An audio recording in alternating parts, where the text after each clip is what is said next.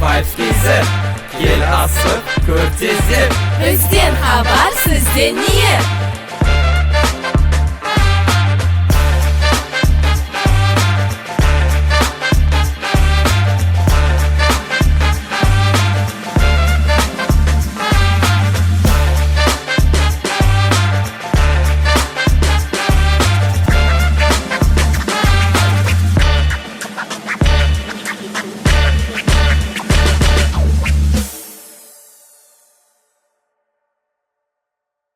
Сәлем әлем! Достар, Айсай Vibes KZ бағдарламасының кезекті эфиріне қош келдіңіздер. Сіздерді көргенімізге өте қуаныштымыз. Біздің бағдарламаның мақсаты Астана халықаралық мектебінің қызықты өмірін көрермендермен бөлісу. Яғни біздің мектепке ғана тән вайбтарды сезіндіру. Дұрыс айтасың, Минура. Ал Ендеше бастайық!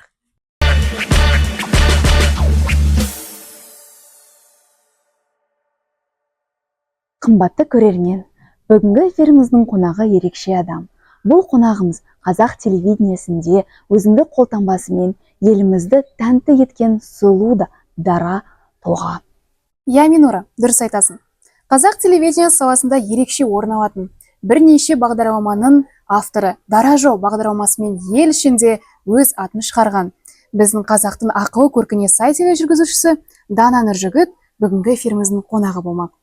Дана апай, қош келдіңіз. Рахмет. Қош келдіңіз. Бізді баласынбай өтінішімізді қабылдап сұхбаттасуға келіскеніңізге алғысымыз шексіз. Рахмет, қыздар. Я, енді біз сұрақтарымызға көшейік. Енді ең алғашқы сұрағымыз осы: сізді халық өз саласының майталманы ретінде таниды. Және де осы медиа саласының майталманы болу ол қаншалықты оңай немесе қиын? Және де жалпы осы медиа саласына қалай келгеніңіз жайлы бір айтып кетсеңіз. Біріншіден шақырғандарыңызға көп рахмет. Талаптарың оң болсын. Енді мұның бәрі бала арманнан басталады. Мен бала кезімнен осы тілге, әдебиетке жақын бала болып өстім. Ол әжемнің тәрбиесінен, ата-анамның тәрбиесінен деп есептеймін. Бәрі үйден басталады ғой. Сол біз үйде өте қазақы отбасынан, өнерлі отбасынан шыққан бала болғандықтан осы сала үйдегі 3 балаға да жақын болды. Оның ішінде өнердің неше түрі бар, соның ең жақыны бізге музыка. Бәрі музыка, сөз арқылы келді десем қателеспеймін. Мен өсе келе менің болашақ мамандығым тілмен байланысты болатынын ұқтым. Музыка әрине өте жақсы, бірақ дегенмен мен әдебиетке жақын болдым. Өйткені менің әжем аңыз, жыр, ертегі, нақыл сөздер, соның туа бітті тумасынан шешен адам болып туған, жаратылысынан. Мен сол кісінің қойнында жатып, ол кісінің таңды таңға ұрып айтатын жырын құлағыма құйып өстім. Кейін мектепке барған кезде маған қатты әсер еткен қазақ тілі мен әдебиетінің мұғалімнің сабақтары болды. Ол біздің класс жетекшіміз Мусина Жания Сұрағанқызы деген мұғалім болды. Кейін ол қыздар педагогикалық университеті, қазір ол кезде институт деп аталатын, сол жерге жұмысқа ауысып кетті, бірақ мен сол кісінің сабағында ерекше бір қуанышпен қатысатынмын сол кісінің сабағына. Өте мұқият тыңдайтынмын, ықтиярлығым зор еді сол кісінің сабағына. Және кейін біз мектеп бітіріп кеткеннен кейін апай айтушы еді маған: мен сыныпқа кіріп келген кезде Дананың көзін іздейтінмін деп. Өйткені сол кісінің сабағын мен ерекше ықыласпен тыңдағаннан кейін, өзің тыңдаған балаға мұғалімнің де көңілі ауады ғой.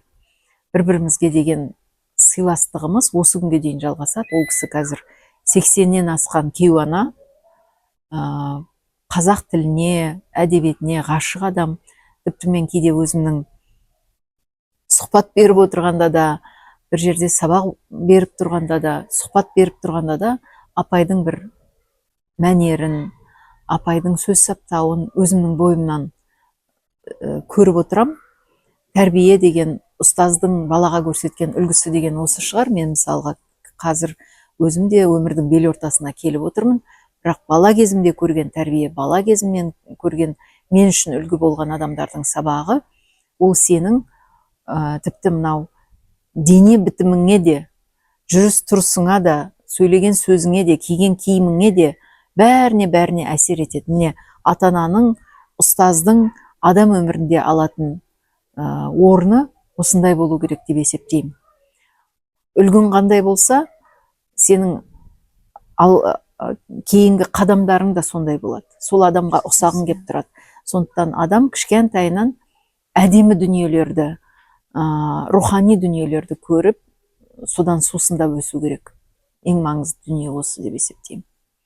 Сондықтан мамандық таңдауда мен бастапқы білімім музыкант болғанменен, ол тілмен астасып жатқандықтан, әдебиетпен астасып жатқандықтан, музыкада ол форма, стиль, жанр, структура деген дүниелердің барлығы, өнердің барлық түрінде бірдей.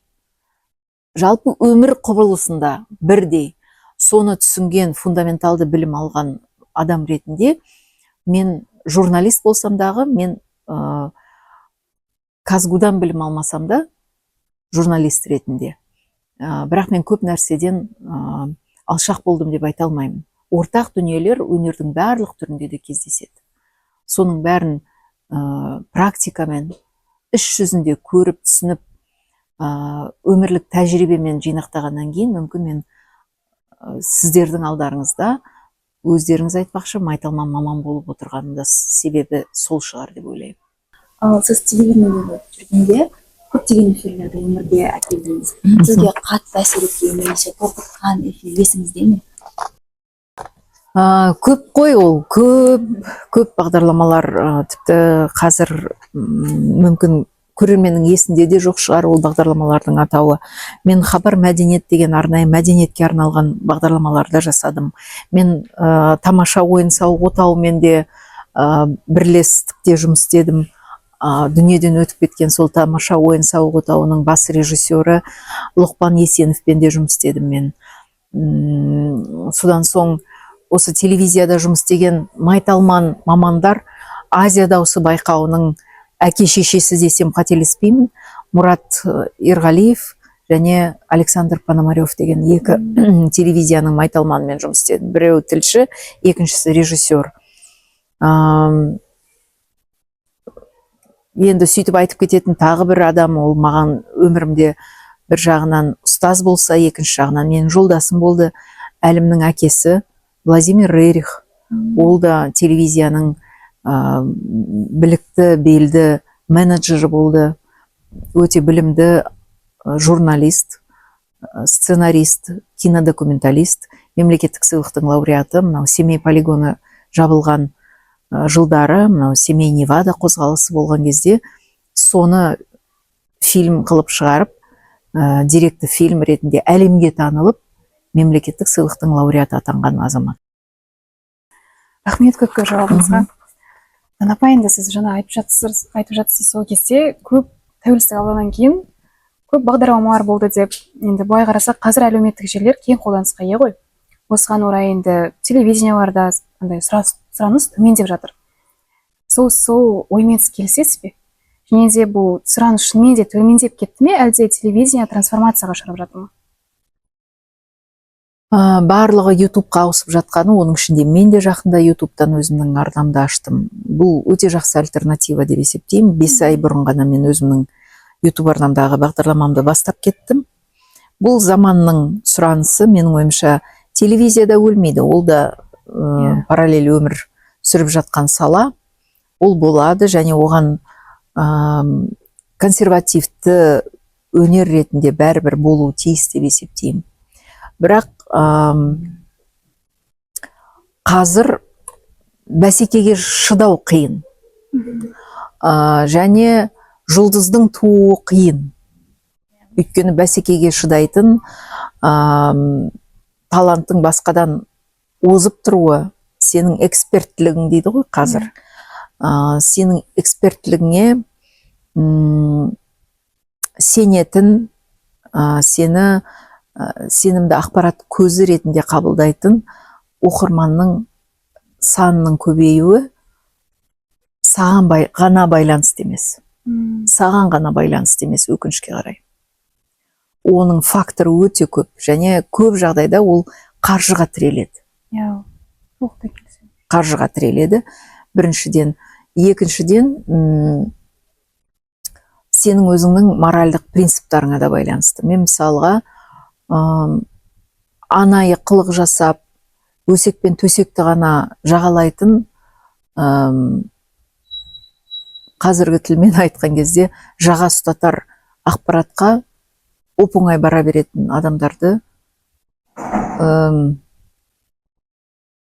қалай десем екен, моральдық тұрғыдан сынауға болар еді, бірақ оларды да түсінем. Атың шықпаса жер өрте дегеннің кері қазір. Қазір бастау өте қиын. Елден ерек болып оза шығу өте қиын. Бірақ бар. Ал жалпы медиа саласында қызмет ету барысында өзіңіз үшін алып шыққан өмірлік сабағыңыз бар ма? Және өз болашағын медиамен байланыстырғысы келетін жастарға қандай ақыл кеңес берер едіңіз? Журналистика, мен медианы ғана айтып тұрған жоқпын, мен журналистика саласын айтып тұрмын. Осы бүгінгі күніме жеткендегі менің өзімнің түсінгенім, бұл мамандық емес, бұл тағдыр. Мұны адам таңдамайды, мамандық бізді таңдайды. Журналист деген мазасыз адам, өте ізденімпаз адам, жасқа да беріле қоймайтын, көп нәрсеге сыни көзбен қарайтын,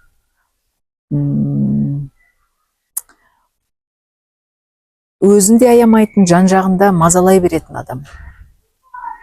Енді өзімнен қосып кетейін. Сізбен негізі осының алдында да көріскен едік. Біз сіздің баламды ана бағдарламасына жарнама түсірген едік. Енді сол жердегі ең бірінші сізді көріп бір сүйсіндірген нәрсе, ол сізден есіп тұрған бір сенімділіктің аурасы. Енді қазіргі қоғамда әйел баласына, қыз баласына көптеген шектеулер қояды. Және де орынсыз шектеулер деп ойлаймын да. Сіз де айтып кеттіңіз жаңа журналистика саласында әйел адамдарға негізі қиын деп. Енді сол сіздің ойынша жаңағы дәл осы шектеулер сенімділікке әсер етеді ме? Және де сенімділікті қалай бір жоғары деңгейге жетелеуге болады? Біріншіден, сенің сенімділігіңді төмендетпейтін тағы да өзіңе деген, өзіңнің арманыңа деген адалдығың, мамандығыңа деген адалдығың, өзіңнің моральдық принциптарыңның дұрыс екеніне өзіңнің көзің жеткізу. Сен соған 100% сенімді болуың керек. Менің жасап жатқаным ақ. Мен біреудің ала жібін аттаған жоқпын. Мен қылмыс жасаған жоқпын. Мен ешкімнің алдына барып біреудің аузындағысын тартып алған жоқпын. Бұл менің құқығымның аясында ғана жасалып жатқан дүние. Мен біреудің шекарасын аттап кеткен жоқпын деген сенім ғана. Мен біреуге қиянат жасаған жоқпын. Соған сенімді болып отырған кезде ғана сен басқа біреудің де құқығын дәл солай қадірлейсің. Әйел адамға қиын дегенім, әйел адамның оқып келе жатып бір кезде махаббатын кездестіріп күйеуге шығатыны бар, бала туатыны бар, отбасылы болғысы келеді. Бұл мүлдем басқа сезім. Баланы дүниеге әкелерде қандайсың? Бала дүниеге келгеннен кейін қандайсың? Ол екі түрлі әлем деуші еді. Ол расында да солай. Сондықтан әйел адам үнемі таңдау алдында жүреді. Сондықтан менің әкем де осы мамандыққа кезінде қарсы болғанын мен қазір түсініп жүрмін. Өйткені журналистің бойында болуы тиіс принципшілдік, өзінің қағидасына беріктік, әйел ғұмырда ол керек емес. Әйел қалай болғанда да еркегінің, азаматының ығына жығылу керек. Өзінің табалдырықтан кейін өзінің журналист екенін ұмытып кету керек. Ол жағынан өзінің алдындағы айласы асып түсу керек. Мен өкінішке қарай сол сынақтан өте алмадым. Мен сол принципшіл қақайған басыммен қалдым. Бірақ мен жаман ана болған жоқпын деп есептеймін. Және мен оны басымнан өткен дүниелерді қателік деп те есептемеймін. Ол болуы тиіс дүниелер болатын. Оның өзі өмірдің берген сабақтары деп есептеймін. Және мен жоғалтқанымнан тапқаным көп болды одан. Мен басқа дана болып шықтым. Мен тағы бір ұстаздың алдынан өткен дана болып шықтым. Соған осы қағидаға миым жеткеніне өзімді өзім мақтайтындай дәрежеге жеткенім үшін өзім рахмет айтамын. Өйткені ол адам өзін бір нәрсе үшін сыйлау керек. Адам өзін құрметтей білетін болса, оның жаңағы сіз сезініп тұрған сенімділігі, есіп тұрған сенімділігі содан басталады. Адам өзін өзі жей беретін болса, адам өзін өзі құрметке лайық көрмей өмір сүретін болса, оның барлығы айналасында сезіліп тұрады. Оның еңсесі тік жүрмейді, оның сөзі нақ емес, оның сөзі де сылдырсу, ісі де нақты емес. Соның бәрі істеген шаруасына қатты әсер етеді.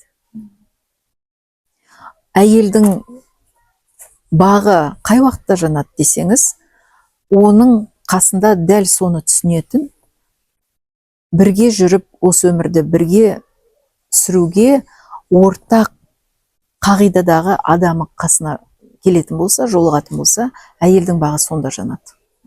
Және өмірді бір жобадан екінші жобаға өтетін қызықты бір жол көретін болса, сол жолда түрлі жобаларды бірге іске асырып отыратын өзінің сүйікті адамы оған партнер бола білетін болса, серіктесі бола білетін болса, ойы бір жерден шыға білетін, мақсатқа бірге жететін адам болатын болса, сол жағынан әйел бақытты болады. Әйелдің бойындағы нәзіктікті де түсіне білетін, оның мамандыққа да берілген адам екенін түсінетін жолдасы болатын болса, барлық жерде сәттілік болады. Серігі сәттілік болады сол отбасының. Енді қымбатты көрермен, бүгін бізде қонақта болған елімізге белгілі тележүргізуші, медиа саласының майталманы Дана Нұржігіт. Рахмет. Осымен біздің кезекті эфиріміз өз мәресіне жетті. Кезекті әдеттегідей әсем әнге береміз. Алдарыңызда ізін көрім әннің шырқайтын кішкентай қызымыз 4-ші А сыныбының оқушысы Рысқұлова Самина. Біз сіздермен қоштаспаймыз. Келесі кездескенше!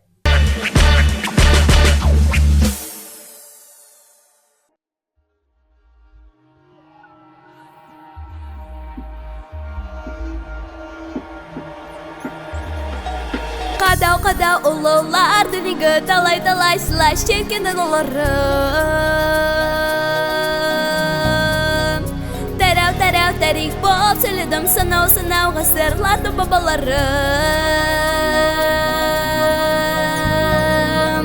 Қосып аспанға, айналып дастанға, есінге димаға. Солар болар заманы дүниеге көктемей гізіп өткен жалаларын. Жүрегім дір-дірдейді, домбырамды күмбірлейді. Жүрегіммен бірге мәңгілік дір-дірдейді, шеңгідеп діргем, айналып бір жолмақ күйге. Ізін көрем, бабалар ұсап өткен. Ізін көрем, дылар жол бөткен. Қоныш пен мұңдар, тоқып діндар, кеткен әрлер. Жамбылыма байлар, масқа шындар, оны білім, жолмен келем. Ізін көрем, сезім білім көремін. Бәрінде бұрын суды бұны қалай бақымадым. Шырам қол болған әнімді қайта тыныр қадым қайталадым.